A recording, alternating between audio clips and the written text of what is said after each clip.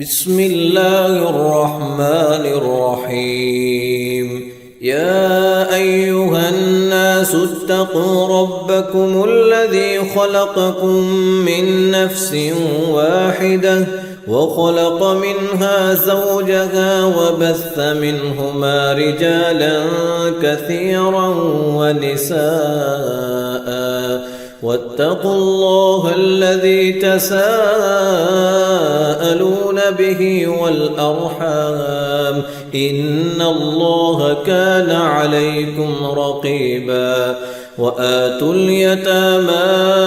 أموالهم ولا تتبدلوا الخبيث بالطيب ولا تأكلوا أموالهم إلى أموالكم إنه كان حوبا كبيرا. وإن خفتم ألا تقسطوا في اليتامى فانكحوا ما طاب لكم من النساء مثنى وثلاث ورباع، فإن خفتم ألا تعدلوا فواحدة أو ما ملكت أيمانكم ذلك أدنى ألا تعولوا. وآتوا النساء صدقاتهن نحلة فإن طبن لكم عن شيء منه نفسا فكلوه هنيئا مريئا. ولا تؤتوا السفهاء أموالكم التي جعل الله لكم قياما وارزقوهم فيها واكسوهم وقولوا لهم قولا معروفا. وابتلوا اليتامى حتى إذا بلغوا النكاح فإن آنستم منهم رشدا فدفعوا إليهم أموالهم ولا تأكلوها إسرافا وبدارا أن يكبروا. ومن كان غنيا فليستعفف ومن كان فقيرا فليأكل بالمعروف. فإذا دفعتم إليهم أموالهم فأشهدوا عليهم وكفى بالله حسيبا. للرجال نصيب مما ترك الوالدان والأقربون وللنساء نصيب مما ترك الوالدان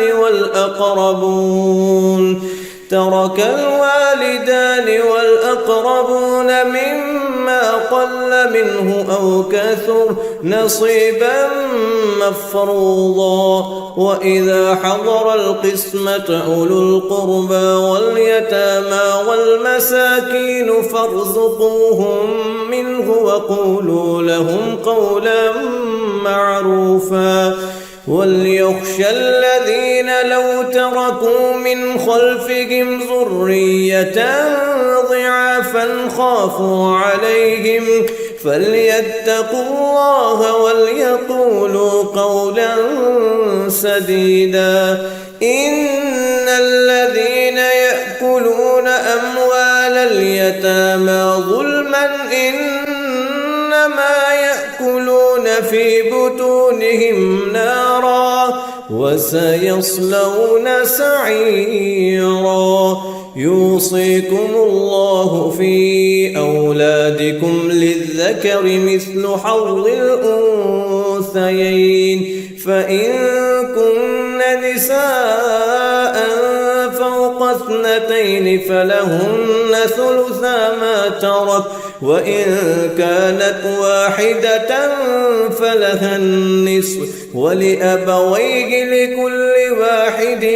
منهما السدس مما ترك إن كان له ولد. فإن لم يكن له ولد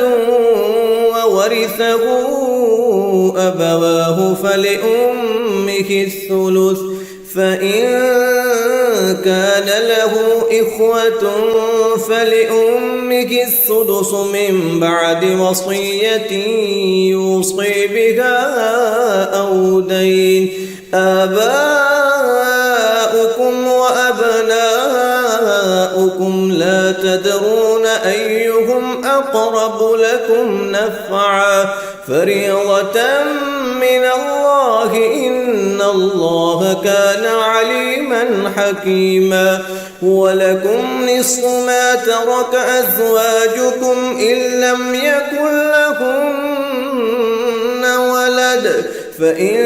كان لهن ولد فلكم الربع مما تركن من بعد وصية يوصين بها أو دين. ولهن الربع مما تركتم إن لم يكن لكم ولد فإن كان لكم ولد فلهن الثمن مما تركتم من بعد وصية توصون بها أو دين. وإن كان رجل يورث كلالة أو امرأة وله أخ أو أخت فلكل واحد منهما السدس فإن كانوا أكثر من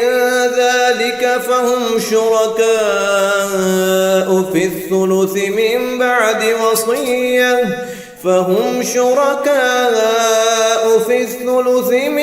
بعد وصية يوصى بها أو دين غير مضار وصية من الله والله عليم حليم. تلك حدود الله ومن يطع الله ورسوله يدخله جنات تجري من تحتها الأنهار خالدين فيها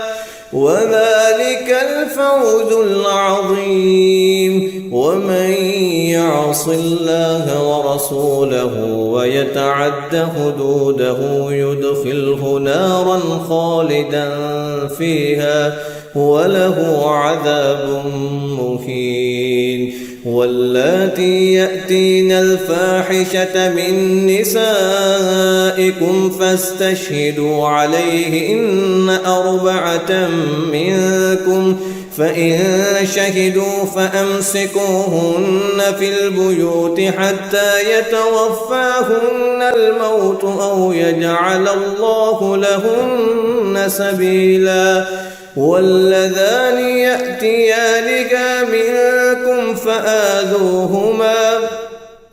فإن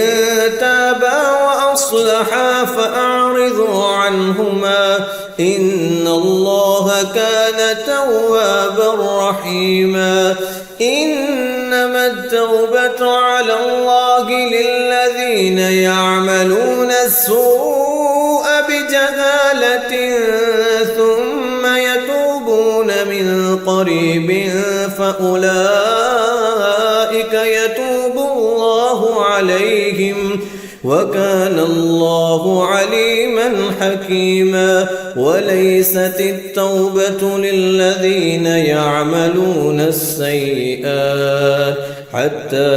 إذا حضر أحدهم الموت قال إني تبت الآن ولا الذين يموتون وهم كفار أولئك أعتدنا لهم عذابا أليما. يا أيها الذين آمنوا لا يحل لكم أن ترثوا النساء كرها ولا تعضلوهن لتذهبوا ببعض ما آتيتموهن إلا أن يأتين بفاحشة مبينة وعاشروهن بالمعروف فإن كرهتموهن فعسى أن تكرهوا شيئا ويجعل الله فيه خيرا كثيرا وإن أردتم استبدال زوج مكان زوج وآتيتم إحداهن قنطارا فلا تأخذوا منه شيئا أتأخذونه بهتانا وإثما مبينا وكيف تأخذونه وقد أفضى بعضكم إلى بعض وأخذن منكم ميثاقا غليظا ولا تنكحوا ما نكح آباؤكم من النساء إلا ما قد سلف إنه كان فاحشة ومقتا وساء سبيلا حرمت عليكم أمهاتكم وبناتكم وأخواتكم وعماتكم وخالاتكم وبنات الأخ وبنات الأخت وأمهاتكم اللاتي أرضعنكم وأخواتكم من الرضاعة وأمهات نسائكم وربائبكم اللاتي في هجوركم من نسائكم اللاتي دخلتم بهن فإن لم تكونوا دخلتم بهن فلا جناح عليكم وحلائل أبنائكم الذين من أصلابكم وأن تجمعوا بين الأختين إلا ما قد سلف إن الله كان غفورا رحيما والمحصنات من النساء إلا ما ملكت أيمانكم كتاب الله عليكم وأحل لكم ما وراء ذلكم أن تبتغوا بأموالكم محصنين غير مسافحين فما استمتعتم به منهن فآتوهن أجورهن فريضة ولا جناح عليكم فيما تراضيتم به من بعد الفريضة إن الله كان عليما حكيما ومن لم يستطع منكم طولا أن ينكح المحصنات المؤمنات فمما ملكت أيمانكم من فتياتكم المؤمنات والله أعلم بإيمانكم بعضكم من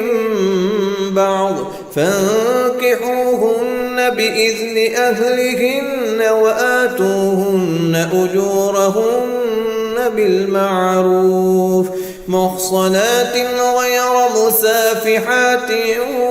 ولا متخذات أخدان فإذا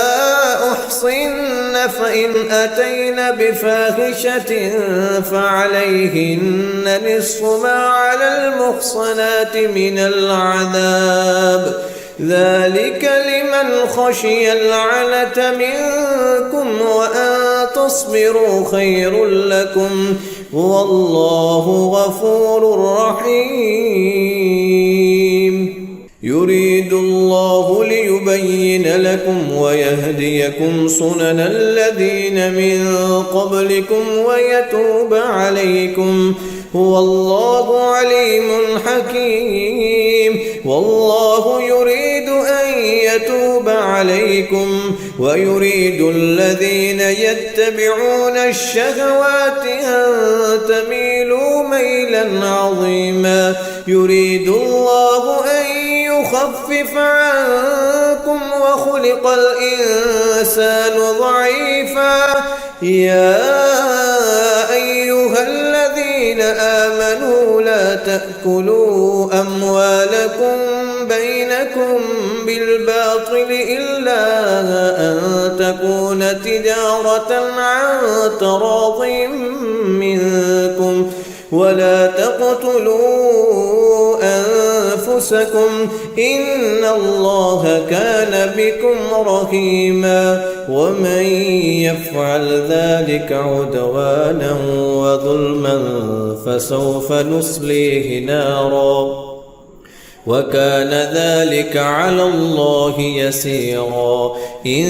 تجتنبوا كبائر ما تنهون عنه نكفر عنكم سيئاتكم وندخلكم مدخلا كريما ولا تتمنوا ما فضل الله به بعضكم على بعض للرجال نصيب مما اكتسبوا وللنساء نصيب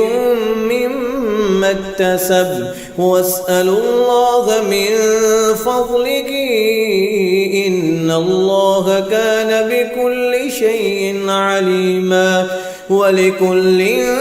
جعلنا موالي مما ترك الوالدان والأقربون والذين عقدت أيمانكم فآتوهم نصيبهم إن الله كان على كل شيء شهيدا الرجال قوامون على النساء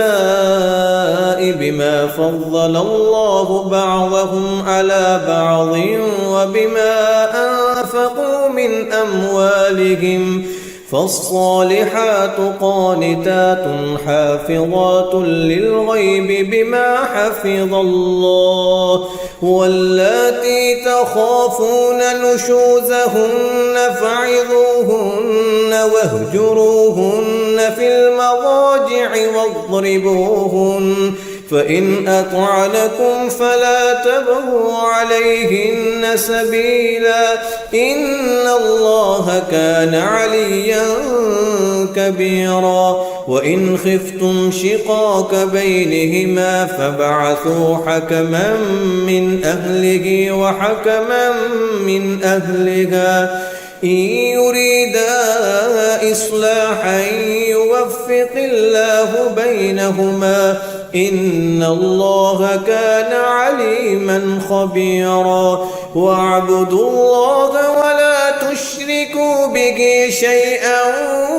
وبالوالدين إحسانا وبذي القربى واليتامى والمساكين والجار ذي القربى والجار الجنب والصاحب بالجنب وابن السبيل وما ملكت أيمانكم إن الله لا يحب من كان مختالا فخورا الذين يبخلون ويأمرون الناس بالبخل ويكتمون ما آتاهم الله من فضله وأعتدنا للكافرين عذابا مهينا والذين ينفقون أموالهم رئاء الناس ولا يؤمنون بالله ولا باليوم الآخر ومن يكن الشيطان له قرينا فساء قرينا وماذا عليهم لو آمنوا بالله واليوم الآخر وأنفقوا مما رزقهم الله وكان الله بهم عليما إن الله لا يظلم مثقال ذرة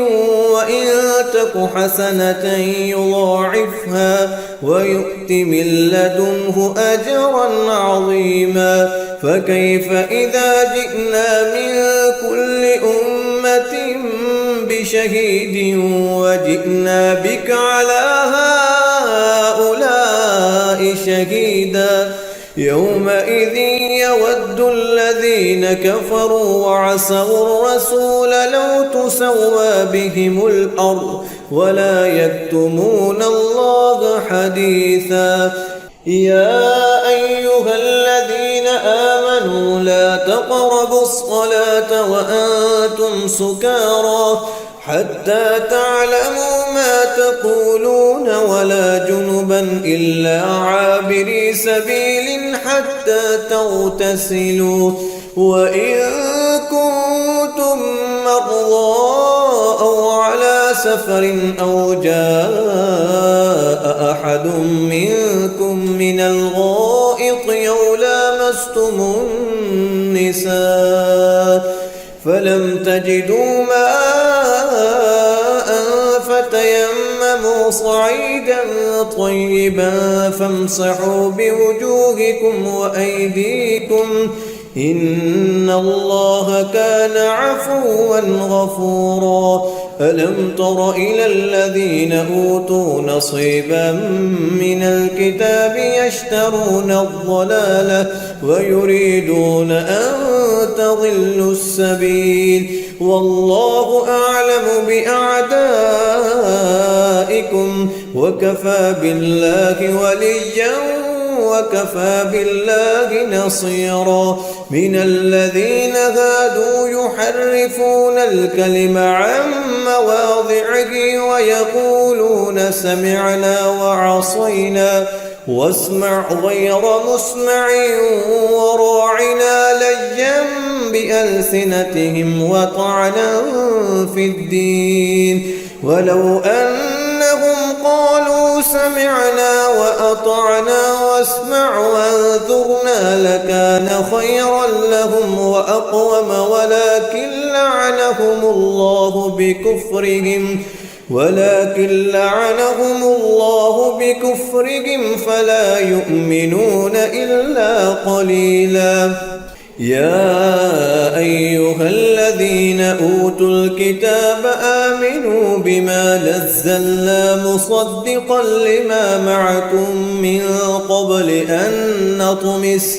أن نطمس وجوها فنردها على أدبارها أو نلعنهم كما لعنا أصحاب السبت وكان أمر الله مفعولا إن الله لا يغفر أن يشرك به ويغفر ما دون ذلك لمن يشاء ومن يشرك بالله فقد افترى إثما عظيما ألم تر إلى الذين يزكون أنفسهم بل الله يزكي من يشاء ولا يظلمون فتيلا انظر كيف يفترون على الله الكذب وكفى به إثما مبينا ألم تر إلى الذين أوتوا نصيبا من الكتاب يؤمنون بالجبت والطاغوت ويقولون للذين كفروا هؤلاء أهدى من الذين آمنوا سبيلا أولئك الذين لعنهم الله ومن يلعن الله فلن تجد له نصيرا أم لهم نصيب من الملك فإذا لا يؤتون الناس نقيرا أم يحسدون الناس على ما آتاهم الله من فضله فقد آتينا آل إبراهيم الكتاب والحكمة وآتيناهم ملكا عظيما فمنهم من آمن به ومنهم من صد عنه وكفى بجهنم جهنم سعيرا إن الذين كفروا بآياتنا سوف نصليهم نارا كلما نضجت جلودهم بدلناهم جلودا غيرها ليذوقوا العذاب إن الله كان عزيزا حكيما والذين آمنوا وعملوا الصالحات سندخلهم جنات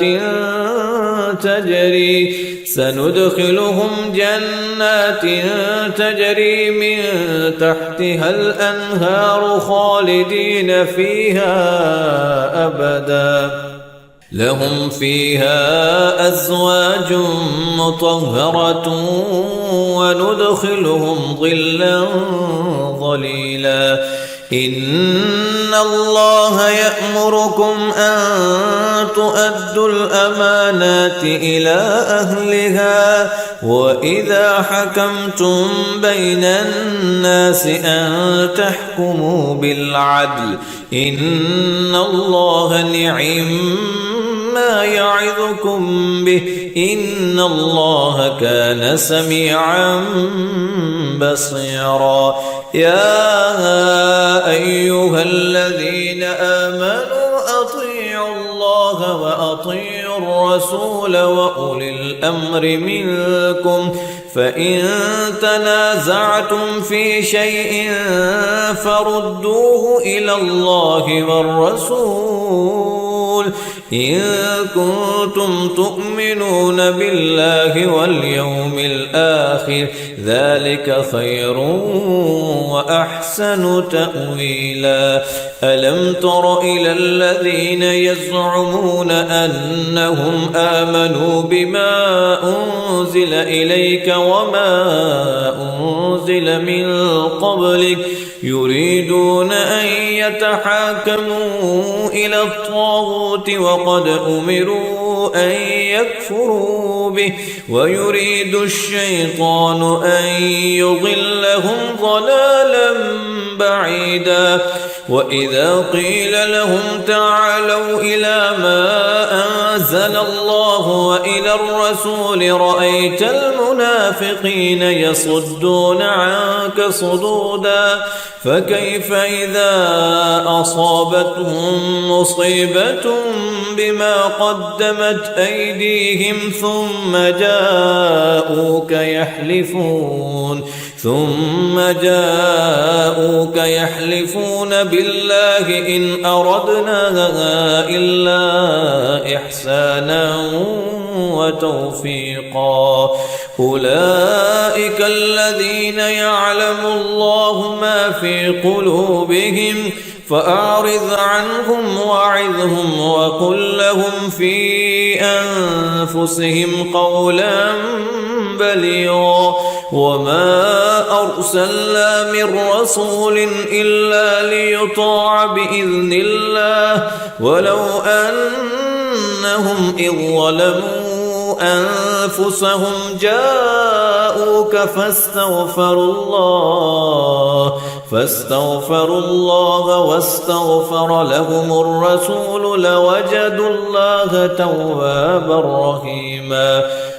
واستغفر لهم الرسول لوجدوا الله توابا رحيما فلا وربك لا يؤمنون حتى يحكموك فيما شجر بينهم ثم لا يجدوا في أنفسهم حرجا مما قضيت ويسلموا تسليما ولو أنا كتبنا عليهم أن اقتلوا أنفسكم أو اخرجوا من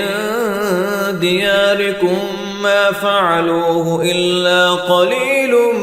منهم ولو أنهم فعلوا ما يوعظون به لكان خيرا لهم وأشد تثبيتا وإذا لآتيناهم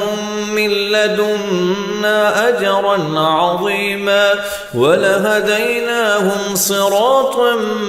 مستقيما ومن يطع الله والرسول فأولئك مع الذين أنعم الله عليهم من النبيين والصديقين والشهداء والصالحين وحسن أولئك رفيقا ذلك الفضل من الله وكفى بالله عليما يا أيها الذين آمنوا خذوا حذركم فانفروا ثبات أو انفروا جميعا وإن منكم لمن ليبطئن فإن أصابتكم مصيبة قال قد أنعم الله علي إذ لم أكن معهم شهيدا ولئن أصابكم فضل من الله ليقولن كأن لم تكن بينكم وبينه مودة يا ليتني كنت معهم فأفوز فوزا عظيما فليقاتل في سبيل الله الذين يشرون الحياة الدنيا بالآخرة ومن يقاتل في سبيل الله فيقتل أو يغلب فسوف نؤتيه أجرا عظيما وما لكم لا تقاتلون في سبيل الله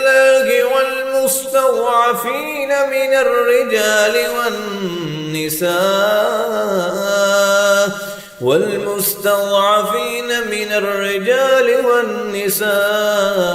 والولدان الذين يقولون ربنا أخرجنا من هذه القرية الظالم أهلها واجعل لنا من لدنك وليا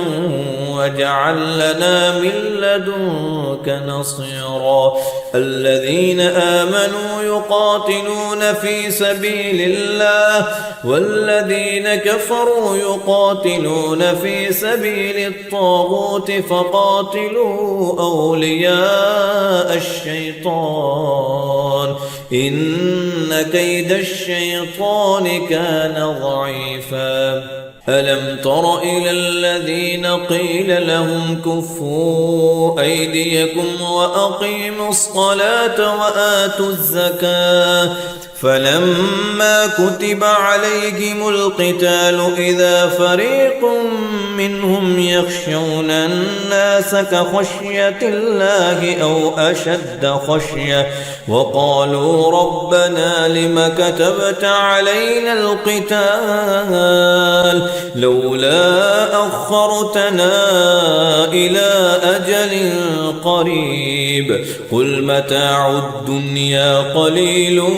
والآخرة خير لمن اتقى ولا تظلمون فتيلا أينما تكونوا يدرككم الموت ولو كنتم في بروج مشيدة وإن تصبهم حسنة يقولوا هذه من عند الله وإن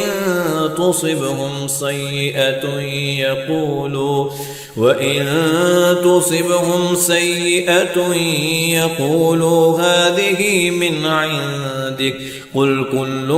من عند الله فما لهؤلاء القوم لا يكادون يفقهون حديثا